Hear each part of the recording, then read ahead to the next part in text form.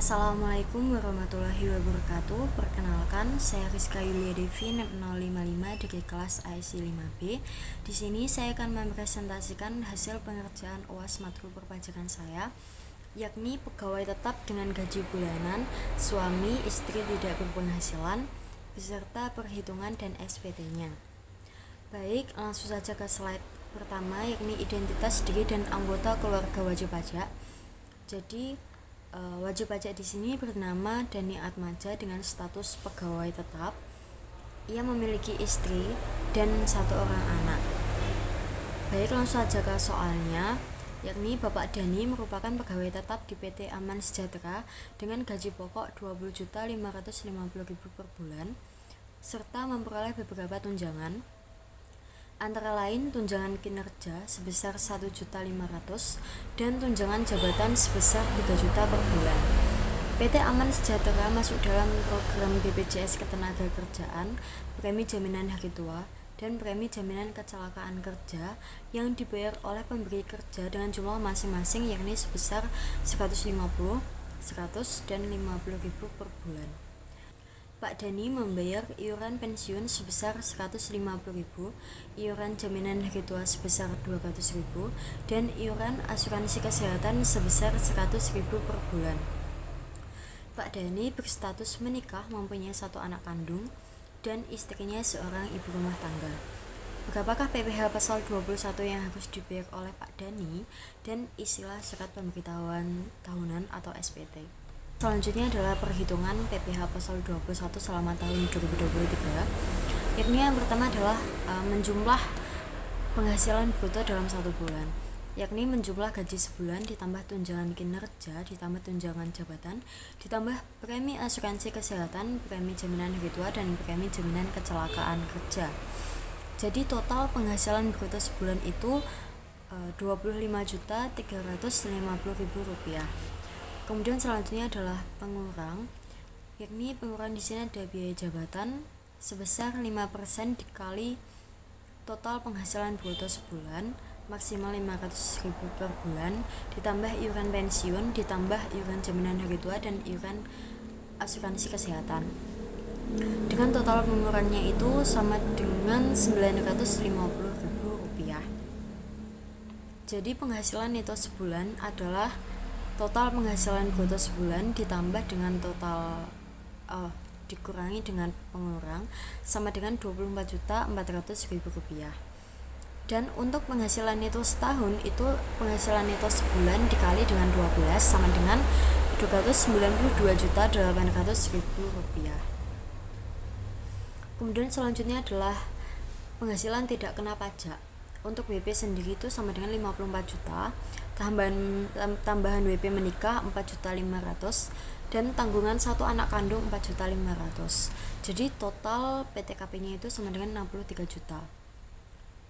Untuk penghasilan kena pajak atau PKP dalam setahun itu sama dengan penghasilan neto setahun dikurangi dengan total PTKP-nya. Jadi 292.800.000 itu dikurangi dengan 63 juta sama dengan Rp229.800.000. Kemudian adalah menghitung PPh pasal 21-nya, yakni 5% dikali 60 juta sama dengan 3 juta, dan 15% dikali Rp169.800.000 sama dengan Rp25.470.000. Jadi PPh pasal 21 setahunnya itu sama dengan 3 juta ditambah Rp25.470.000 sama dengan Rp28.470.000. Itu PPh pasal 21 dalam setahun. Jika dalam 1 bulan itu berarti dibagi 12 sama dengan Rp2.372.500. Kemudian selanjutnya adalah mengisi SPT tahunan pajak penghasilan wajib pajak orang pribadi. Jadi di sini untuk identitasnya itu adalah identitas dari wajib pajak. Di sini Dani Atmaja dengan pekerjaan pegawai tetap, NPWP-nya ditulis di sini dan nomor teleponnya. Kemudian Bawahnya ada penghasilan neto. Untuk penghasilan neto yang pertama itu adalah penghasilan neto dalam negeri sehubungan dengan pekerjaan. Ini diperoleh dari penghasilan neto setahun wajib pajak sama dengan Rp292.800.000. Kemudian yang kedua ada penghasilan neto dalam negeri lainnya. Ini Bapak Dani kebetulan tidak ada, jadi 0. Kemudian penghasilan neto luar negerinya juga 0. Kemudian yang keempat, jumlah penghasilan neto itu jumlah dari nomor 1 sampai 3, jadinya sama dengan Rp292.800.000. Yang kelima adalah zakat atau sumbangan keagamaan yang sifatnya wajib. Itu tidak ada, jadi nominalnya 0. Kemudian yang keenam, jumlah penghasilan neto setelah pengurangan zakat atau sumbangan. Karena tidak ada zakat atau sumbangan, jadi nominalnya tetap 0. Untuk yang nomor 6-nya Rp292.800.000. Kemudian untuk penghasilan kena pajak atau PKP. Untuk nomor 7, penghasilan tidak kena pajak. Ini sama dengan total PTKP dari Bapak Dani sebesar 63 juta. Untuk penghasilan kena pajaknya sama dengan 292.800 dikurangi dengan 63 juta. Jadi sama dengan Rp229.800.000. Itu pengurangan dari nomor 6 dan dikurangi dengan nomor 7. Jadi hasilnya nomor 8 itu. Kemudian PPh terutangnya nomor 9, PPh terutang tarif pasal 17 UU PPh dikali angka 8. Jadi nominal ini adalah PPh pasal 21 dalam setahun, sama dengan Rp28.470.000. Untuk pengembalian atau pengurangannya itu tidak ada, jadi 0. Dan jumlah PPh terutang itu sama dengan 9 ditambah 10, sama dengan Rp28.470.000.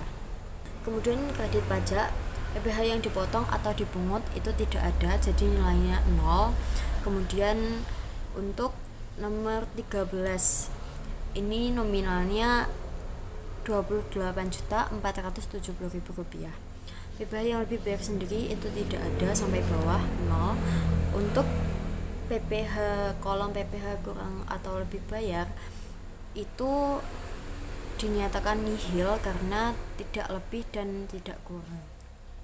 Kemudian yang bawahnya itu kosong sampai di surat pernyataan itu diisi oleh WP itu sendiri, yakni Bapak Dani.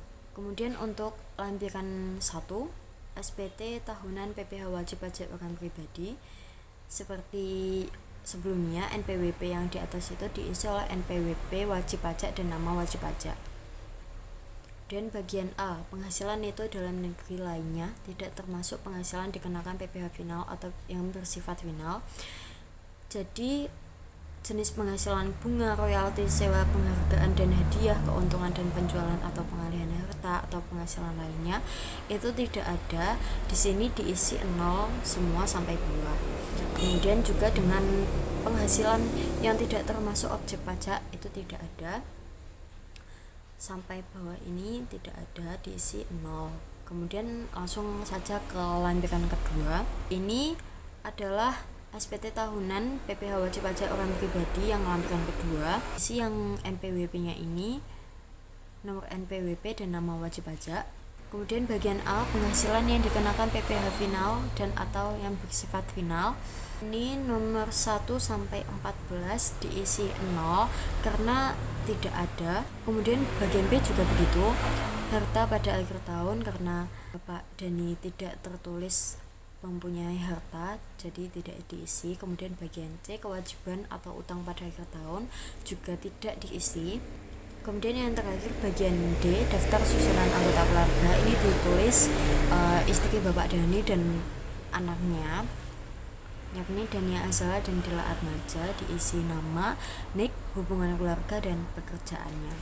Baik, penyampaian hasil pengerjaan UAS materi perpajakan sudah saya sampaikan.